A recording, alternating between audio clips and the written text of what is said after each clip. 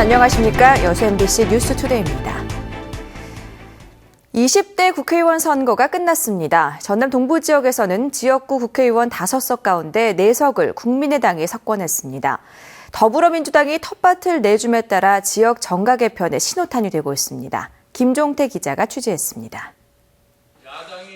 더불어민주당과 국민의당의 야권 텃밭 맹주 다툼은 녹색 돌풍으로 끝났습니다. 순천의 새누리당 이정현 당선자를 빼면 여수 가물과 광양 곡성구례, 고흥보성 장흥 강진 선거구에 국민의당 후보가 모두 당선됐습니다. 한마디로 국민의당 압승입니다. 선거 전 여론조사 때만 해도 더불어민주당이 앞서거나 접전인 곳이 대부분이었지만 막상 뚜껑을 열어본 결과 지역 유권자들은 국민의당 손을 들어줬습니다. 정권 교체를 기대할 대체 세력으로 지역민이 국민의당과 안철수 대표를 선택한 측면도 있지만 더민주에 대한 실망감의 표현이라는 분석도 나오고 있습니다. 선거 막판 지역을 방문해 지지를 호소했던 문재인 전 대표의 구원 능력도 힘을 발휘하지 못했습니다. 관심은 이번 총선 뒤 지역 정치 지형에 쏠리고 있습니다. 국민의당이 지역에서 일당 지위를 확보함에 따라 지방의회는 국민의당과 더불어민주당 이하 경쟁 체제로 재편됐습니다. 국민의당이 압승하면서 지방 의원들의 추가 탈당 등 의석수 변화 가능성과 함께 더불어민주당 의원과의 주도권 다툼도 심화될 것으로 보입니다. 여기에 자치단체장 역시 당적 여부를 떠나 정치적 이해관계에 따라 국민의당 당선자와 전략적 제휴 내지는 새로운 관계 형성에 나설 수 있어 지역 정가에 적지 않은 변화가 예상되고 있습니다. MBC 뉴스 김종태입니다. 이번 20대 총선 당선자들이 어제 저희 여수 MBC 공개홀에서 만나 향후 4년 동안의 의정활동 비전을 제시하는 시간을 가졌습니다. 당선인들은 경제 활성화와 일자리 창출을 위한 구체적인 구상을 밝혔습니다. 김주희 기자가 대담의 주요 내용을 정리했습니다. 저희 여수 MBC의 선택 2016 20대 총선 당선자에게 듣는다 대담에 참석한 3명의 당선인들은 지역에서 시급히 해결해야 할 핵심 현안을 지역경제 활성화로 지목했습니다. 여수울 주승용 당선인은 율촌 이산단의 조기 준공을 핵심 현안 사업으로 꼽으면서 성공적으로 민간 투자를 이끌어내기 위해 정치력을 발휘하겠다고 밝혔습니다. 이제는 전남도가 개발 주체가 되는 게 아니라 해양수산부, 중앙부처가 개발 주체가 되어서 이제 항만 재개발 방식으로 민자 투자를 유치해서 하게 되면 상당히 빨라지게 됐습니다. 또한 여수 공항을 활성화하기 위해 구매력이 높은 여행객을 대상으로 하는 구정기 국제선 기항 추진 계획도 내놓았습니다. 국제선이라는 게 반드시 꼭 미국이나 유럽 가는 장거리 노선만이 아니라 동남아나 일본을 가는 그런 니치 마켓 정도라 하더라도 그런 노선 몇 개만 있더라도 충분히 여수 공항을 활성화시킬 수 있는 여지가 있습니다. 광양구례 곡성 정인화 당선인은 광양만권 경제 활성화의 중심점이 될 광양항 활성화를 위한 실천 방안을 제시했습니다. 18,000 TU급 이상의 대규모 컨테이너 선박이 대세를 이루고 있습니다. 그래서 거기에 필요한 게 이제 24일 견출이 크레인인데 이것도 추가로 도입할 수 있는 방안 이런 것을 강구를 하고 이 밖에도 대담에서 3명의 당선인들은 청년 일자리 창출과 인구 감소 등 지역 공통의 문제 해소를 위해 지역의 중견기업 육성과 산단 조성 등 각각의 전략을 제시하고 20대 국회 내에서 구체화하겠다고 약속했습니다. MBC 뉴스 김주희입니다. 국민의당이 이번 총선 녹색바람을 타고 야권의 심장부인 호남을 장악했습니다. 호남 고립이 심화될 것이란 우려도 있지만 선의의 경쟁을 통해 지역 정치 발전의 계기가 될 거라는 반론도 있습니다. 한신구 기자의 보도입니다. 수도권 122석 가운데 3분의 2인 82석을 차지한 더불어민주당, 호남 28석 가운데 23석을 차지한 국민의당. 지역 유권자들의 표심은 이번 총선 전국 표심과는 전혀 다른 방향으로 흘렀습니다. 호남 여당 견제라는 또 다른 전략적 선택을 했다는 말도 있지만 이런 지역 표심이 호남 고립을 자초했다는 분석도 있습니다. 국민의당의 태생적 한계인데 지역 정당의 한계를 얼마나 빨리 깨뜨리느냐가 관건입니다. 호남 의원들을 중심으로 해서 당을 창당한 것이 과연 바람직하냐라고 하는 그런 우려였고 그것이 이번 선거를 통해서 재생산되었다라고 하는 측면에서 보면 호남 고립에 대한 우려는 많이 나오고 있는.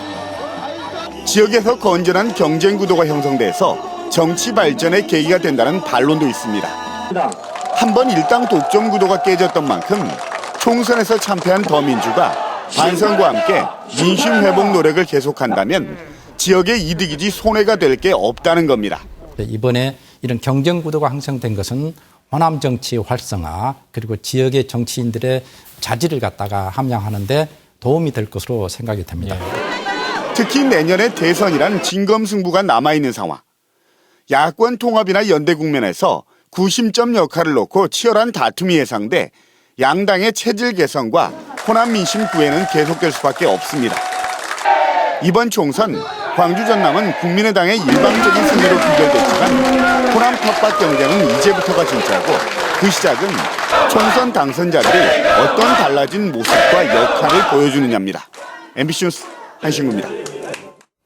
20대 총선이 끝남에 따라 다음 달 30일부터 당선자들의 임기가 시작됩니다. 총선에서 남긴 유권자의 표심을 최진수 기자가 들어봤습니다. 이번 총선 투표에서 주목할 점은 20, 30대 투표율이 높아졌다는 것입니다.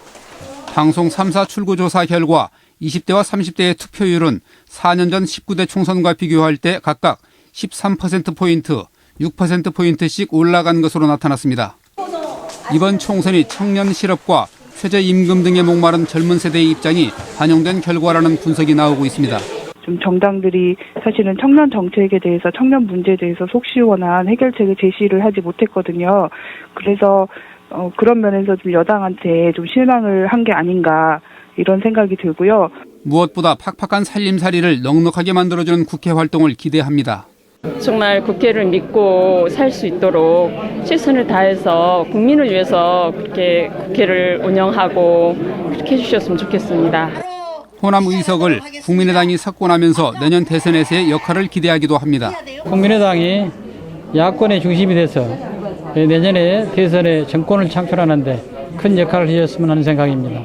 여소야대 국회가 국민에게 믿음을 주는 상생의 정치를 펼지 아니면 당리당락에만 몰두해 오히려 내년 대선 때 역풍을 맞을지는 다음 달 30일 시작되는 20대 국회 임기부터 판가름 납니다. MBC 뉴스 최진수입니다. 세월호의 본격적인 인양 작업이 다음 달부터 시작될 예정인 가운데 세월호가 옮겨질 장소로 광양항 등이 거론되고 있습니다. 해양수산부는 광양항과 목포 신항 등을 대상으로 하중과 수심, 항만 운영 상황 등을 검토해 이달 안에 육상 거치 장소를 최종 선정할 예정이라고 밝혔습니다. 목포 신항은 인양 장소와 거리가 가깝지만 민간이 운영하는 항구로 세월호를 오랫동안 거치하기 부담스러운 반면 광양항은 목포 신항보다 거리가 멀지만 정부 소유라는 장점이 있습니다. 올해 순천만 국가정원 관람객이 어제 100만 명을 돌파했습니다. 순천시는 순천만 국가정원이 브랜드 가치 상승과 품격 높은 정원 관리로 관람객이 지속적으로 증가해 올해 입장 관광객 수가 100만 명을 돌파했다고 밝혔습니다. 이는 지난해보다 10여일 빠른 것으로 지난해 4월 13일 기준 관람객 수보다 28%가 증가한 수치입니다. 순천시는 어제 관람객 100만 명 돌파를 축하하기 위해 시장에 들려주는 정원 이야기 행사와 함께 시민재능기부팀 공연, 순천만 국가정원 프렌즈 사감 댄스 등 다채로운 축하 행사를 가졌습니다. 올해 여수해역의 축구장 90개 면적의 바다숲이 새롭게 조성됩니다. 한국수산자원관리공단 남해지사는 올해 모두 15억 원의 사업비를 들여 여수시 오천동 인근 해역 66만 제곱미터에 인공어초를 설치하고 미역과 다시마, 모자반 등 다양한 해조류를 이식해 연안 생태계 회복과 어민소득 증대에 나서기로 했습니다. 이와 관련해 남해지사는 어제 어민 100여 명이 참여한 가운데 여수에서 바다숲 조성사업 설명회를 갖고 적극적인 협조를 요청했습니다. 중국 선전시의 관광업계 관계자들이 광양만권 투어에 높은 관심을 보여 요커 유치의 결실로 이어질지 주목됩니다.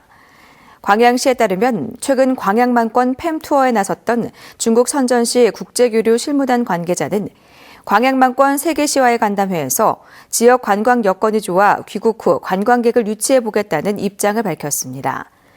특히 선전시 측 실무단 가운데 빈펀차치 여행사 관계자는 광양시 소재의 한 여행사와 상호 관광교류 활성화를 위한 협약을 체결해 관광객 유치 성사 가능성을 높였습니다.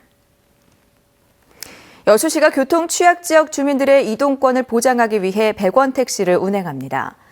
여수시는 돌산읍 삼장마을과 소라면 운암마을 등 9개 마을을 100원 택시 운행 지역으로 정하고 오는 6월부터 이들 마을 주민 750여 명에게 택시 이용 혜택을 제공할 계획입니다. 100원 택시는 버스가 다니지 않는 교통 오지 마을 주민들에게 100원의 택시 요금을 부과하고 나머지는 시군과 전라남도가 택시 회사에 보전해주는 제도입니다. 여수시가 중도 입국 자녀들의 지역 사회 적응을 위해 다양한 교육 프로그램을 운영합니다. 여수시 외국인 종합 지원센터는 지난 2011년부터 지역의 결혼 이민자 수가 증가하면서 중도 입국 자녀도 늘어나는 추세라며 이들이 원활하게 적응할 수 있도록 지역 센터 안에 한국어 평일반 등을 개설해 체계적인 학습 지원에 나설 계획입니다. 현재 서울 모습입니다. 오늘 아침 어제와는 달리 시야가 무척 시원합니다. 현재 서울의 가시거리 20km 안팎까지 시원하게 트여 있는데요. 다만 서해안을 중심으로는 안개가 짙기 때문에 계속 주의하시는 게 좋겠습니다. 오늘 서쪽 지방을 중심으로 고온 현상을 보이겠습니다. 서울 23도, 광주 25도까지 올라 약간 덥기까지 하겠습니다. 반면 동해안은 동풍이 불면서 속초가 16도, 울산 18도에 머물겠습니다. 주말인 내일 오후부터 일요일 오전 사이에는 전국적으로 강한 비바람이 불겠는데요. 평균 20에서 60mm, 남해안과 제주도, 지산 부근에는 최고 100mm 이상의 폭우가 쏟아질 것으로 보입니다. 서해안 지방 갈수록 안개가 더욱 짙어지고 있습니다. 현재 인천의 가시거리가 50m, 목포도 80m에 불과합니다. 안전운전 하셔야겠습니다. 안개는 기온이 오르면서 차츰 사라지겠고요. 낮 동안에는 대체로 맑은 가운데 대기질도 좋겠습니다. 현재 기온 보시면 서울이 9.4도, 대구 11.6도로 서늘하게 출발하고 있습니다. 낮 기온은 서울 23도, 부산 19도까지 올라 따뜻하겠습니다. 다가오는 주말 비가 내리면서 기온 약간씩 떨어질 전망입니다. 내셨습니다.